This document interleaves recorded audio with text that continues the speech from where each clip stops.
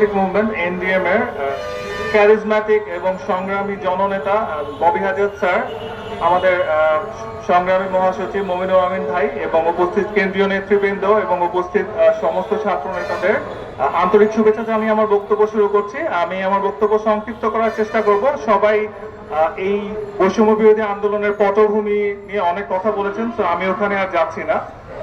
আমি শুরু করব। এই মুহূর্তে আমাদের প্রধান সমস্যা হচ্ছে আমাদের মধ্যে কোনো একতা বা ঐক্যবদ্ধ হওয়ার কোনো ইচ্ছা দেখা যাচ্ছে না, যেটা আমাদের জন্য একটা অশনি সংকেত। কারণ ফ্যাসিস্ট আওয়ামী লীগ সরকারের দোসররা এবং সুবিধাভোগীরা এখনো এই প্রশাসনে সবাই লুকিয়ে আছে। তো তারা যাতে কোনো সুযোগ না পায়, এটা আমাদের নিশ্চিত করা এই মুহূর্তে প্রধান লক্ষ্য হওয়া উচিত। এবং সেজন্য প্রফেসর ডক্টর মোহাম্মদ ইউনূস, যিনি আমাদের অত্যন্ত সম্মানিত বাংলাদেশের গর্ব, উনি যেভাবে করে জাতিসংঘে বাংলাদেশকে রিপ্রেজেন্ট করেছেন, তা বাংলাদেশের ইতিহাসে সবসময় স্মরণীয় হয়ে থাকবে। ওনার সরকারকে আমাদের সবসময় আমাদের সহযোগিতার হাত বাড়িয়ে দেয়া, এটা আমাদের একান্ত কর্তব্য এবং দায়িত্ব।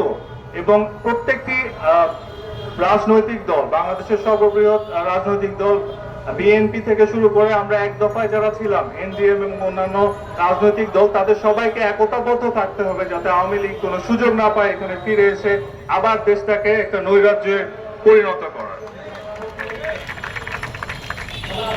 দ্বিতীয়ত, এই মুহূর্তে একটা বড় সমস্যা হয়ে দাঁড়িয়েছে ধর্মের নামে বিভেদ। এটা যেন কেউ সুযোগ না পায়, প্রত্যেকে যেন তার ধর্ম পালন করার সুযোগ পায়, সেটা আমাদের নিশ্চিত করতে হবে, যাতে করে আবার সেই আওয়ামী লীগ সরকারের সংখ্যালঘু কার্ড খেলার সুযোগ না পায়। এবং আওয়ামী লীগ যাতে ভবিষ্যতে একটা গালি হয়ে যায় মানুষের জন্য, সেটা আমাদের নিশ্চিত করতে হবে। কারণ সেই কাজটা আমরা করিনি, সেই কাজটা আওয়ামী লীগই করেছে, যে তারা তাদের কাজের মাধ্যমে এত নিচে নেমে এসেছে যে তাদের পরিচয় আজকে মানুষের কাছে একটা গালি হয়ে দাঁড়িয়েছে। তো আওয়ামী লীগকে প্রতিহত করতে হবে, আওয়ামী লীগের দোসরদের প্রতিহত করতে হবে। প্র্যাকটিক্যালি যদি আমরা চিন্তা করি, এই মুহূর্তে সম্ভব না যে একদম সব প্রশাসনের সব মানুষকে বের করে দেয়া, কিন্তু আমাদের দেখতে হবে যে কারা আসলে এই আওয়ামী লীগ সরকারের প্রকৃত সুবিধাভোগী। অনেকেই ছিলেন যারা চাপে পড়ে আওয়ামী লীগকে সাপোর্ট করতে বাধ্য হয়েছে। তো তাদেরকে বাদ দিয়ে যারা প্রকৃত সুবিধাভোগী এবং যারা রং পাল্টিয়েছে গিরগিটির মতো, তাদেরকে খুঁজে বের করা দায়িত্ব আমাদের। আমরা বারবার আরেকটা জিনিস নিয়ে কথা বলছি, যে আন্দোলনের ক্রেডিট, এই আন্দোলনের ক্রেডিট থেকে অনেকে বঞ্চিত হয়েছেন, বিশেষত বিএনপি এবং অন্যান্য রাজনৈতিক দল, আমরা এনডিএম অথবা যারা মাঠে ছিলেন। এবং মোস্ট ইম্পর্টেন্টলি জনতার কথাই বলা হচ্ছে না, বারবার বলা হচ্ছে ছাত্র আন্দোলন।